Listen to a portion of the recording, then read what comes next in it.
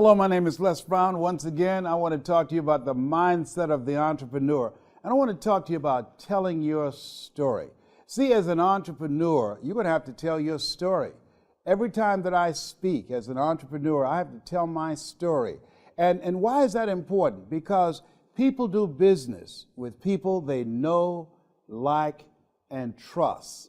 So when you tell your story, people get a chance to know you. I was talking to a friend of mine today, and she's going to give a presentation in Jamaica.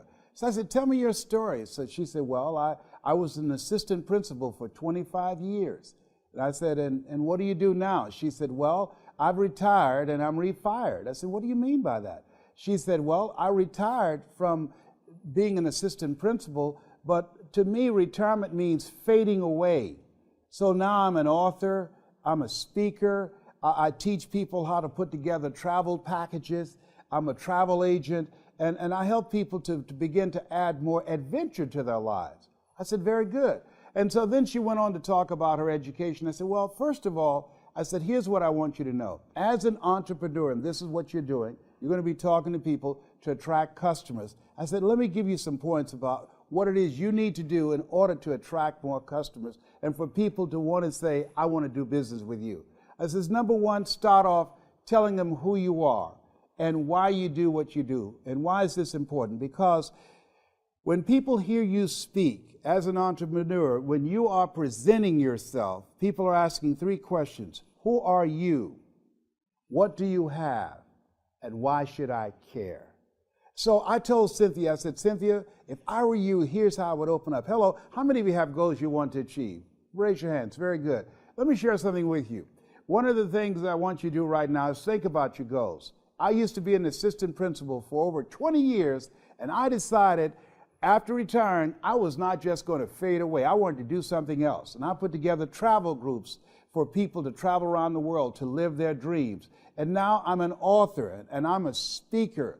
And this is something that I enjoy doing. This is something that turns me on. What turns you on? Because what I want to do is show you how you can begin to see the world on your terms from a perspective that will add more zest to your life. Helen Keller said, life is either a daring adventure or it's boring. And so my husband and I, we are looking for people who want to live a daring life, who are looking for some adventure. And I said, you got to make it exciting for people and give them an experience. See, as an entrepreneur, we've got to be strategic with our story, and we've got to be experiential. Strategic, what do you mean? Because what we're doing is distract, dispute, and inspire. People already have a mindset about what it is that they want. When you tell your story as an entrepreneur about your product, about your skills, or about your business, you're disrupting the story that's already in their head, maybe about somebody else that they're already dealing with, or they're looking at someone else. And so what you want to do is interrupt that story with your story so they don't look anyplace else, so they'll know that you are the one.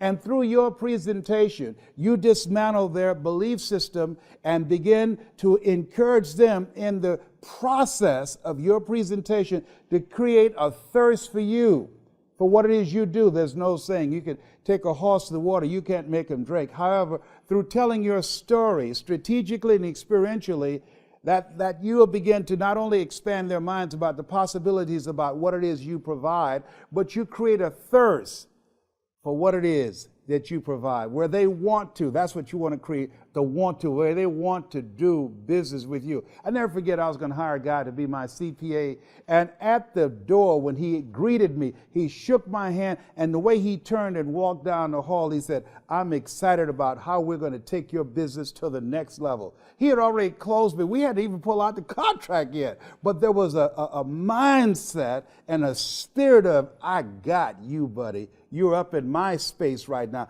I own this space. And so as an entrepreneur, when you tell your story, you want to tell it with confidence. And you want, when you speak, you want to have a level of confidence and competence about what it is that you are speaking on. You want to know your story. You want to know the story about your competition. You want to know the marketplace. So when the person speaks to you, they know this is who you are. You got this.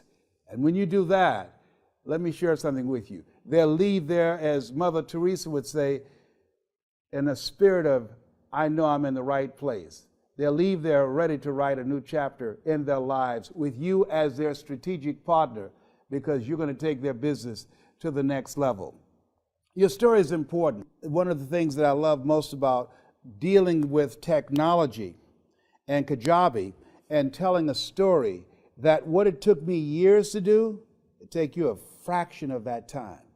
Now, getting started, looking for ways in which you can take your game to the next level, being unstoppable and relentless, looking for ways in which you can win, how you can snatch victories from the jaws of defeat, being the kind of person that's always looking for ways in which you can push the envelope on yourself.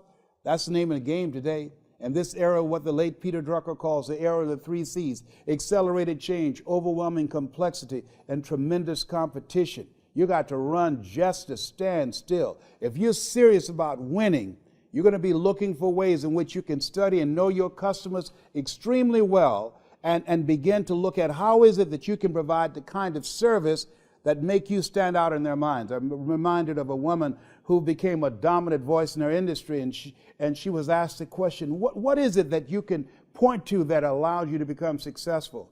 And she said, it's not our intention to please our customers or to satisfy our customers. Our intention is to amaze them. See, when you are looking at your customers and looking for ways in which you can amaze them with your story, with your expertise, with your knowledge, with your follow-through, with the quality of the service that you provide, that's how customers vote with their dollars, because of the service that you provide and because of your keeping your word. They did a study to find out, what does customer service mean to the average person? And they said, reliability. Can we count on you? Will you keep your word? Will you operate with integrity? Will you honor your word as yourself? Can we count on you? You have something special. What's the story around your business? What is it about you? When people ask, who are you? What do you have? And why should I care? What is it about you and how you present yourself that will cause them to say, I want to do business with you. I've been looking for you. You are the answer to my problem. Think about it. You have something special. You have greatness within you. That's my story, and I'm still sticking to it.